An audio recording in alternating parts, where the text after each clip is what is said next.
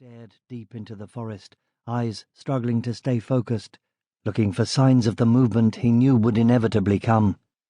In times past he would have been desperate to fight and tear those fuckers apart. But not anymore. Those days were gone, and now he didn't give a damn. He did it because he had to. The war had taken its toll and left him a hollow man, little more than a shell, just a shadow of who and what he'd once been. Body broken, spirit crushed. There was a time not long ago when Danny McCoyne fought without question. When all the unchanged have been hunted out and destroyed, he used to tell himself again and again, then things will start to change. When the enemy is extinct, the rebuilding will begin. The longer the war continued, and the more intense the fighting became, however, the less likely that seemed. The level of damage inflicted on everyone and everything was severe, the scars indelible. So why did he bother?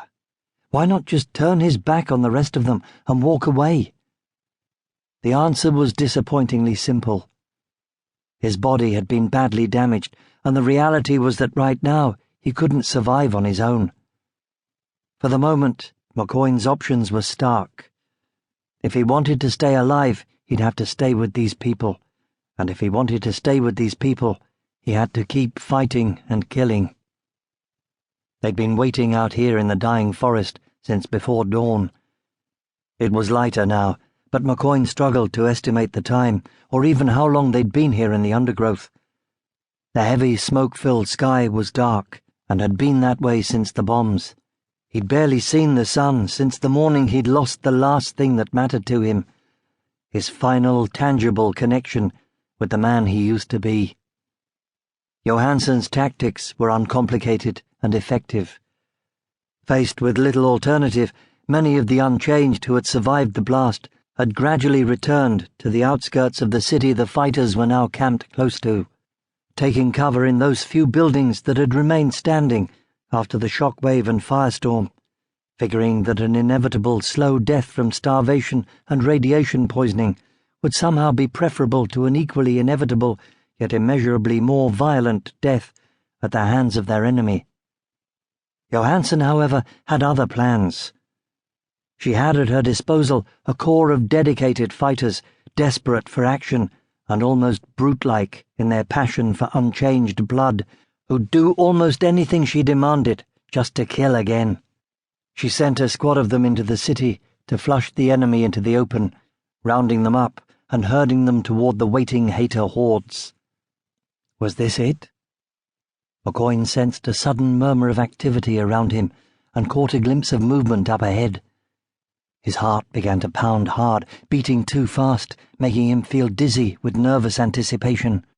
He remembered the excitement and exhilaration he used to feel at moments like this, but now he just felt sickness and dread. "Can't do it," he told himself, trying to picture the moment when the unchanged finally came into view and he had to attack. "I can't fight anymore." Then they came. Rustling undergrowth and snapping branches heralded the arrival of the fittest. Two relatively strong unchanged stumbled through the forest, too terrified of what they were running from to think about what they might be running toward. They zigzagged through the trees, looking behind them twice as often as they looked ahead. Johansson's fighters waited, fighting against their basic instincts, swallowing down the hate and desire to kill, until their leader gave the signal. They'd learned to obey her, safe in the knowledge that if they didn't, they'd be dead too. Do what she says, and you'll get to kill. Fuck with Johansson, and she'll break you in two. Johansson stood up and revealed herself just a few yards ahead of the farthest forward unchanged, who, unable to stop in time, ran into her suddenly outstretched arm at full speed. It caught him across the windpipe, and he dropped hard onto his back, too stunned to react. "Kill 'em!" she screamed, a deep, hoarse voice echoing through the trees. There were 8 unchanged in view now, and still more following, all of them splitting off in random directions like a herd of panicked deer. They were attacked from all sides as